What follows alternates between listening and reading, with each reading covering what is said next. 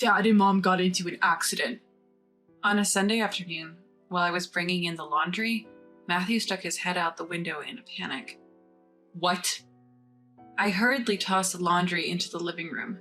Apparently, a car had crashed into them while they were out shopping. Matthew and I quickly got into the car and headed for the hospital. My name is Samantha. I'm a 48-year-old stay-at-home mom. I quit my job when I married Matthew, a man who frequently relocates for work, and I've been focused on raising our child, Michael, ever since. But now, Michael is in college, and Matthew's work has finally stabilized, allowing us to move back to our hometown. Just when I thought about looking for a job again, Matthew's parents got into this accident. Andrew broke his leg and Stella needed stitches in her arm, but thankfully their lives were not in danger. However, they would need care for some time. If things don't go well, we might be looking at long-term care.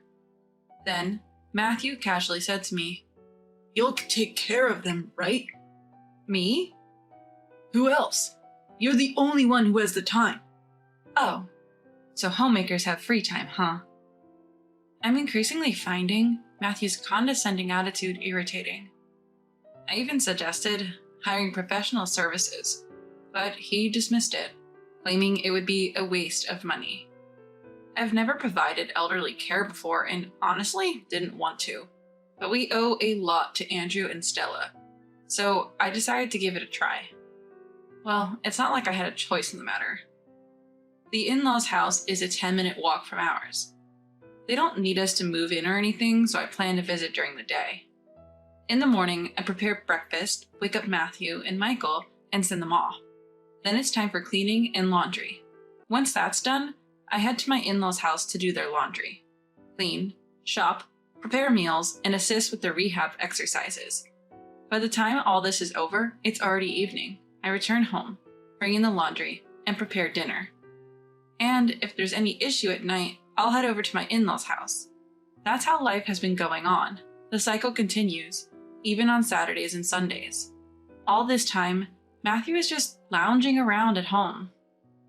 On a certain Sunday, I decided enough was enough and woke him up. "Hey, how about you visit your parents once in a while?" Huh? Why? Isn't that your job? "What do you mean, your job? They're your parents." You've done nothing useful our whole marriage, so you might as well make yourself useful for once. What kind of way is that to talk? I wonder when he'll get tired of looking down on me. I never wanted to be a homemaker in the first place. When we got married, I was told that if I didn't move for his job, it would affect his promotions. Then, when we had kids, I was told to focus on raising them. And yet, here I am, still a homemaker. Frustrated, I headed to my in-laws' house alone. "Samantha, thank you for coming again today." As I arrived, Stella greeted me. She's holding laundry. "Whoa, Stella! You shouldn't be doing that." As I hurried to stop her, Stella looked sad. "You can't rely on me forever, Samantha. It must be hard for you too." Then, from another room, Andrew called me over. Unusually, he's sitting in the living room chair. "Samantha, have some of this." On the table was the gourmet pastry we'd seen on TV recently. "Andrew, this is..." "Remember we watched it together? I don't know what young people like, so I ordered what we saw on TV. Stella popped her head in from behind. Andrew made such a fuss because he didn't know how to order online. It was quite the ordeal. They both burst into laughter. For some reason, that made me really happy and tears started to flow.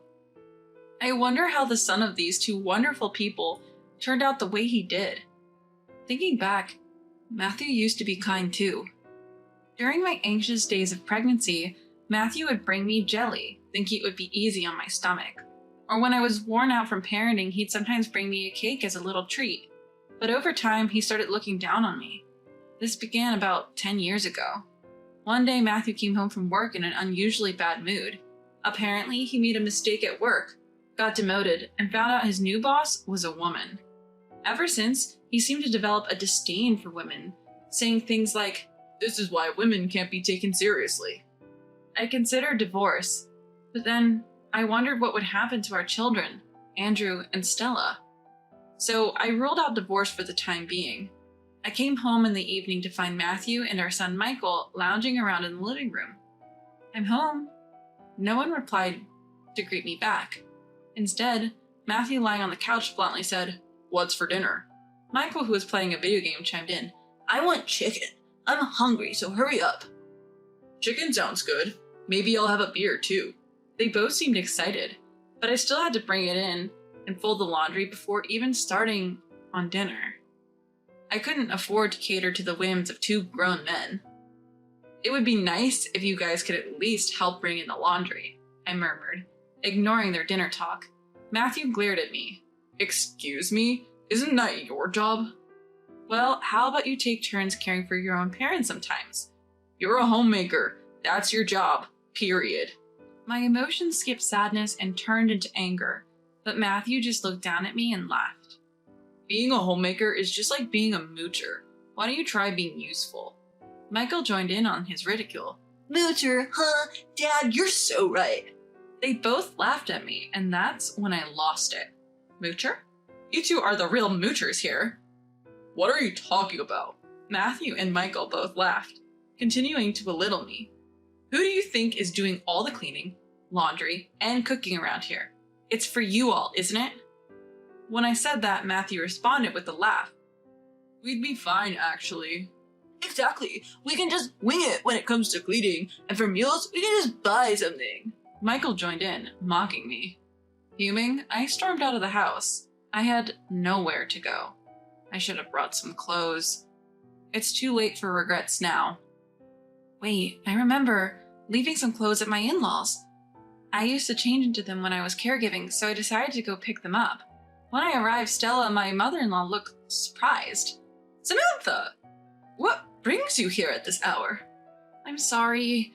I forgot some stuff here." She let me in and seemed to understand when she saw me grabbing my clothes. I didn't want to badmouth her son, so I avoided talking about Matthew. But Stella sensed something was wrong, so I told her everything. "How could you keep quiet about this?" She was livid after hearing my side of the story. She said that something could have been done sooner if I had spoken up. Matthew never acted condescending when he was at his parents', and he hadn't even been coming with me recently. Andrew and Stella probably had no idea I was treated like this. They told me I could stay with them for a while, so I agreed. Matthew and Michael never reached out, even after I left. The next morning, while I was helping with chores at my in-laws, Andrew and Stella thanked me. It dawned on me that I never heard a thank you from Matthew or Michael. Then, my phone rang. It was Matthew. When I picked up the phone, he suddenly cursed at me. "Where are you? You made me late. It's your job to wake me up. And there's no lunch. What's the plan?" Those words made something inside me snap. I was a fool to think that if I was gone, they might appreciate me a little more. "Excuse me? You can't wake up without someone else's help? That's my job? That's laughable. If it's a job, then I'd like to get paid. Waking you up was a favor, you get it? You never said thanks for lunch or said it was good, yet you expect me to make it? No lunch? So what? Figure it out yourself." I snapped back, and the line went dead. Feeling a bit relieved, I get something off my chest that I've been holding in for a while. When I walk back into the living room, Andrew and Stella greet me with applause, apparently having overheard the phone conversation. When I share with them that I might be getting divorced, Andrew lowers his head. "Don't worry about us, Samantha. Do what you think is best. I'm sorry for my foolish son." Taking their words to heart, I ask if I could stay here for a while as I look for a job, and they graciously agree. A few days later, I call Matthew and tell him I want to talk, asking him to come over to my in-laws' house. He laughs, questioning why I'm there, but at this point, I couldn't care less. The weekend comes, and Matthew shows up. His first words are, "What are you doing? Causing trouble for Mom and Dad." Stella looks ready to scold Matthew, but I stop her. I have no intention of going back home. Hearing this, Matthew takes divorce papers out of his bag and lays them on the table. "Well, let's get divorced then. I've already filled out my part." Ignoring his smug grin, I pick up the papers. Matthew's section is already filled out. Smiling, I grab a pen and start filling in my part. Suddenly, Matthew's face goes pale and he starts to panic. Hey, what are you doing? What do you mean? We're getting divorced, right? That's what I thought. Wait, hold on. What's going on? We're getting divorced, aren't we? No, this is a joke. He tries to grab the pen out of my hand, but my elbow reflexively jabs into his stomach and he doubles over in pain. I take the opportunity to complete the divorce papers. I'll submit this tomorrow then. Whoa, wait a minute, Samantha. Matthew, still wincing from the pain, struggles to speak. That's not what I meant. I never planned on... A collective sigh escapes from the three of us, excluding Matthew. Stella, looking exasperated, finally speaks. Then why did you even bring the divorce papers? So you're saying... I spoke up for Matthew, who seemed lost for words. You thought if you hinted at divorce, I'd just fall in line? Like women can't survive on their own and you're doing me a favor by supporting me? You have no intention of divorcing, you just want me back home doing housework, right? Matthew just stared at me, unable to say a word. Are you influenced by the internet or something?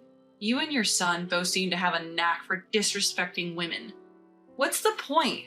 You only dare say such things online or to me, right? If you really believed it, you'd tell your female boss too.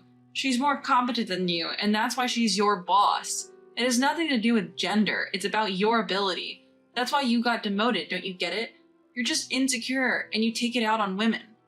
All he does is complain every single day. He enjoys visiting websites that demean women, but it's all because he lacks confidence and needs someone to look down upon. Don't criticize others when you can't even get up in the morning without someone waking you up. I can survive just fine without you.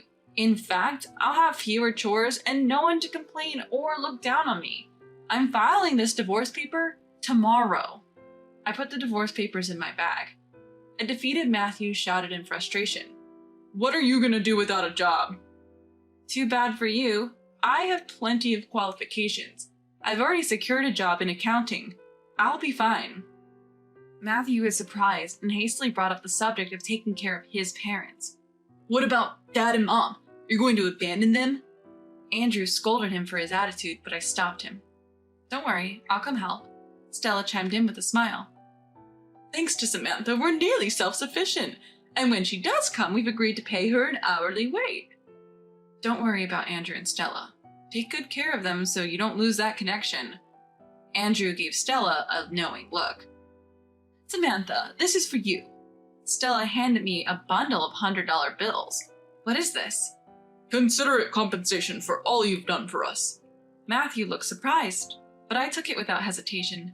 Then I turned to Matthew and said, If you two want housework done, why don't you hire a housekeeper? Matthew just kneeled there, unable to get up. The next day, I filed the divorce papers. Matthew and Michael are now fighting over housework. I've started a new job and I'm enjoying my single life. I've finally been able to say everything I've always wanted to say, and it feels good.